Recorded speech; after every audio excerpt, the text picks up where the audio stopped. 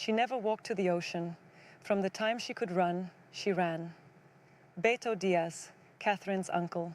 The baby arrived in 1998 in the way that babies arrive in households that are not rich and not poor, but somewhere in that vast, uncelebrated middle, with joy that was real and genuine and mixed with the practical calculations that follow the birth of every child. One more mouth, one more pair of shoes, one more human being to worry about in a country that still had, even 6 years after the peace accords, a great deal to worry about. Her parents named her Catherine. In Spanish, the name is Catalina, but families along the Salvadoran coast, exposed for decades to American surf culture and American tourists and the steady gravitational pull of the United States on everything Central American, often chose names that existed comfortably in both languages. Catherine. It was a name that could be carried across borders, a name that could exist in two worlds simultaneously.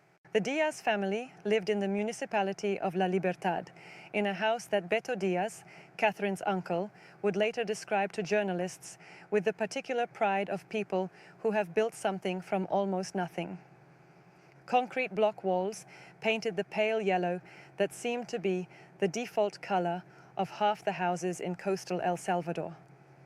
A corrugated metal roof that amplified the sound of tropical rain into something approaching majesty. A small patio where an old mango tree provided shade in the afternoon and where the family gathered in the evenings to eat and talk and watch the light leave the sky. Beto was her father's brother, and he was there from the beginning. In Salvadoran families, in most families throughout the coastal communities of Central America, the concept of immediate family extends outward in ways that North American and European households would not recognize. Uncles are present at births and first steps and first school days. Cousins are raised alongside siblings. Grandparents do not retire to separate lives but remain woven into the daily fabric of everyone around them. Catherine grew up surrounded by people who loved her, which is not the same as growing up in ease, but it is its own form of wealth. Her father, the man who would become, in time, not just her parent, but her coach, her strategist, her most passionate advocate, was a man of medium height and considerable patience, with the particular kind of quiet authority that comes not from aggression, but from consistency. He had grown up near the coast himself, had swum in the Pacific since childhood, had the salt-darkened skin and the squinting eyes of someone who has spent decades in tropical sunlight. He worked. The specifics varied with the economic tides that battered working Salvadoran families throughout the 1990s and early 2000s, in whatever honest work presented itself.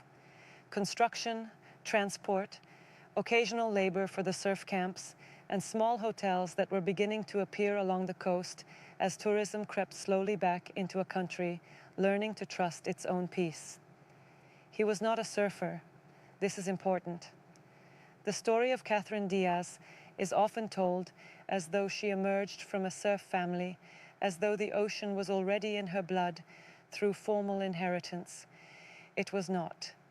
What was in her blood was the ocean itself, the proximity to it, the daily fact of it, the way it shaped the air and the light and the sound of every morning in that yellow house near La Libertad. Her father loved the ocean the way someone loves a neighbor they have known all their life, with familiarity and respect and a realistic assessment of its moods. It was Catherine who changed that. The first time she saw someone surfing, she was 4, perhaps 5. The exact age is lost in the imprecision of family memory. She stood on the sand for a very long time without speaking. This was notable because Catherine was not, as a rule, a silent child. She had opinions about everything from a very early age, expressed them with a cheerful persistence that her mother called terquedad, stubbornness, and her father called character. The distinction in his mind was slight. He thought both were probably necessary for a life well lived, but watching the surfers, she was still. Beto, who was with her that day, would remember it years later with the clarity that attaches itself to moments that turn out to matter. The surf was moderate, not exceptional, a couple of meters at most, and there were perhaps half a dozen people in the water, a mix of local kids and foreign travelers, and Catherine watched them with an intensity that Beto found slightly unnerving in a child who normally needed to be peeled off surfaces that interested her. She was calculating, he would say. Even then, not just watching, calculating, like she was trying to understand the physics of it before she'd ever touched a board. He bought her an ice cream cone. She took it without looking away from the water. In the weeks that followed, Catherine developed what her mother characterized as an obsession, and what her father, with characteristic pragmatism, characterized as an interest that needed to be managed. She wanted to go to the beach every day. She wanted to watch the surfers. She began asking questions that exceeded her age. Why does the wave break there and not here? Why do they turn their bodies that way? What are they looking at when they paddle out? Her father did not have all the answers. He began looking for people who did. The surf community in La Libertad and El Tunco in the early 2000s was a small and particular world. There were the foreign travelers, mostly short-term, who came for a season or a few weeks and moved on. There were a handful of international surf coaches and camp operators, entrepreneurs who had identified the commercial potential of El Salvador's waves early and established operations that catered to tourists. And there were the locals, the Salvadoran surfers, who had been in the water for years or decades, who had learned from each other and from the foreigners and from the ocean itself, who constituted a kind of informal society with its own hierarchies and generosities and jealousies, like all such societies everywhere. It was into this world that Catherine's father began to carefully introduce his daughter. He was not naive. He had heard the stories of girls who had tried to enter the surf lineup and been discouraged, sometimes gently, sometimes not. He had heard the comments, the assumptions, the way that certain men spoke about women who had the temerity to want to be in the water on their own terms. He was protective in the way that fathers are protective when they understand that the world is not arranged for their child's easy success. But he was not deterred. He had watched his daughter stand on a beach and calculate the physics of surfing from pure observation, and he had made a private decision that whatever she decided she wanted, she would have the chance to try. The first board was borrowed. It was an old longboard, 9 feet, beaten up, the wax gray and ancient, that belonged to a friend of a friend, a man named Gonzalo, who ran a small surf school near El Tunco, and who agreed to let the little girl try it on a day when the surf was small and the risk of actual danger was minimal. Catherine was 6. The board was longer than she was tall. She fell off immediately. She fell off the second time and the third time. She came up laughing each time, which Gonzalo would later describe as significant, because there are children who cry when they fall, and children who get angry, and children who look embarrassed and pretend the falling was intentional. And then there is the rarer type who comes up laughing, genuinely delighted by the chaos, already figuring out what they did wrong so they can do it differently next time. By the afternoon, she had stood up. Briefly, a second, maybe 2, but she had stood up, and the look on her face when she felt the board moving beneath her and understood for the first time what that motion meant was something her father, watching from the shore, would describe years later in the way that people describe the moments that define their understanding of another person. It was not triumph, it was recognition. It was a child discovering that a thing she had been imagining was real. She looked at me, he would say. From out there in the water, she looked at me, and she smiled.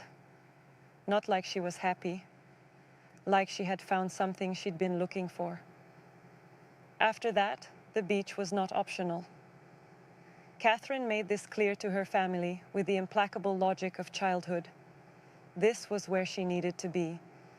And the question was not whether she would go, but only how often and for how long, and who would take her. Her mother, a practical woman with a generous spirit and an infinite capacity for negotiating between the demands of her family and the demands of daily life in La Libertad, established rules: school first, then homework, then the beach, meals at the table, home before dark. Catherine agreed to these terms readily because she had already learned something fundamental about negotiation. You agree to the conditions you can meet, and then you meet them, and then you ask for more. She was, from the beginning, a student. She watched the older surfers in the water the way she had watched them from the shore, with that focused attention that Beto had noticed from the start, and she filed away what she observed. She noticed that the best surfers in the lineup read the wave before it arrived, positioning themselves not where the wave was, but where it was going to be. She noticed that they used their whole bodies, not just their feet, that the arms and hips and the shift of weight were all part of a continuous conversation with the water. She noticed that the ones who fell the least were not necessarily the most athletic, but the most patient, the ones who waited for the right wave rather than taking every wave that offered itself. She began applying these observations in the water with the systematic diligence of someone who has understood that talent without method is a car without a road. She was not, at 6 or 7 or 8, an exceptional surfer. She was a hard-working one, which is something that the people who knew her then would later say is more valuable, because talent plateaus and hard work doesn't. She fell less and less frequently. She stood up more reliably. She began to read the water. The neighborhood where the Diaz family lived had the texture of all such neighborhoods throughout coastal El Salvador. The sounds of chickens and dogs and radios, and the arguments and laughter of families in close proximity, the smell of cooking, wood smoke and garlic, and the particular sweetness of frijoles simmering through the afternoon, drifting through open windows and over concrete walls. Catherine grew up in the middle of all of this, embedded in the ordinary richness of a life lived at close quarters with people who cared about each other. And she carried this richness with her onto the water in ways that would become visible later when she was old enough to compete and her coaches noticed that she surfed with a kind of joy that was not performance but genuine, that she seemed to find in the ocean not an escape from her life but an extension of it.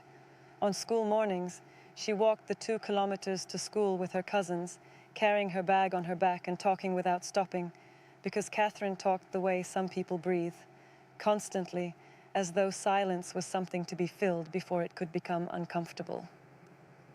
She was popular with her classmates in the uncomplicated way of children who are genuinely interested in other people, who ask questions and remember the answers, who share their food and their opinions with equal generosity. Her teachers found her diligent and occasionally exasperating, because a child who has found her passion at age 6 does not always find it easy to redirect that passion toward mathematics or social studies. And Catherine's mind, during long classroom afternoons, had a tendency to drift oceanward. But she understood, with a maturity that perhaps came from growing up in a household where economics were always a consideration, that the privilege of the beach was contingent on the responsibility of school. She earned her afternoons in the water. She paid for them with her homework. By the time she was 8, she was borrowing boards from Gonzalo's school several times a week. By the time she was 9, Gonzalo had stopped charging her anything because he had recognized that what he was watching was not a child playing at surfing, but a surfer growing into herself, and he did not feel right about putting a price on that. By the time she was 10, she was spending more time in the water than some of the young men, twice her age, who considered themselves serious surfers, and she was beginning, quietly and without fanfare, to get better than some of them. Her uncle Beto watched all of this with the particular satisfaction of someone who was present at the beginning and has the pleasure of being right.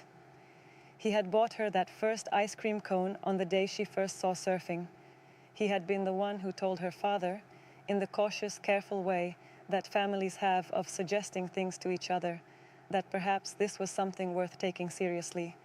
He had no money to contribute and no connections to offer, but he had his presence, his attention, his willingness to show up at the beach and watch and cheer and argue about what she'd done right and what she might do better. In the evenings, after dinner, Catherine would sometimes tell Beto about what she had worked on that day. a turn she was trying to make more fluid, a section of the wave she had been unable to successfully navigate, a moment of confusion about how to read a certain type of swell. He did not always understand the technical details. He was not a surfer, but he listened with the careful attention of someone who understands that the details themselves are less important than the fact that they are being shared, that the sharing is a form of trust, and that trust is the most valuable thing in any relationship between a child and the adults who love her. He would carry her voice with him for the rest of his life. The memory of those evenings, the mango tree overhead, the sound of the neighborhood settling into night, the girl talking about waves, was one he would return to in the years to come when he needed to remember her. She never walked to the ocean. From the time she could run, she ran. He told this to journalists later, in the weeks after she was gone. And it was not hyperbole. It was the most precise description he had of who she was.